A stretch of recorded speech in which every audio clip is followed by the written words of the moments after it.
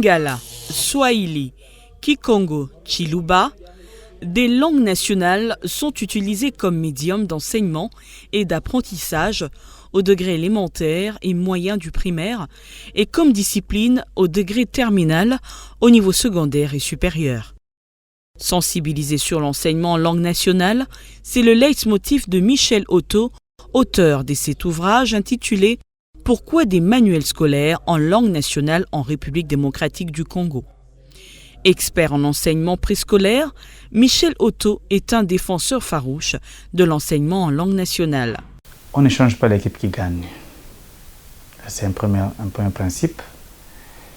Ça veut dire, lorsque nous voyons nos aînés, nos parents, nos grands-parents, qui n'étaient que des D6, c'est même trop exagéré, 6 ans primaire, ils savaient parfaitement écrire en français et parler correctement français. Et nous aujourd'hui, si vous prenez nos gradués, nos licenciés, ils parlent mal français, ils écrivent mal français. Tout simplement, c'est que eux là, ils ont commencé à apprendre à lire et écrire d'abord dans leur langue du milieu. Et nous aujourd'hui, ayant passé outre cet aspect des choses, les conséquences, c'est que le français est détruit, pour ne pas dire tordu. Une réforme qui ne concerne pas seulement les enseignants et élèves. Cette question d'enseignement est une question nationale et collective. Ce livre est destiné d'abord aux décideurs de l'éducation, il est destiné aux enseignants, il est destiné aux parents, il est destiné à la communauté.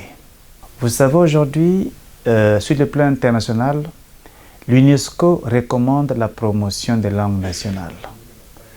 Et aujourd'hui, vous allez d'accord avec moi que lorsqu'on sait lire, on a accès à tout. Lorsqu'on sait écrire, on a accès à tout. Et savoir bien lire et bien écrire, c'est d'abord commencer par maîtriser la lecture et l'écriture dans sa propre langue, qui est nationale, qui est locale, qui peut être maternelle.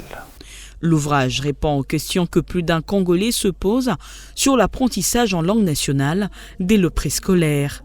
C'est un ouvrage qui a été écrit, d'abord coécrit avec une amie, Sarah Sanders Lassou.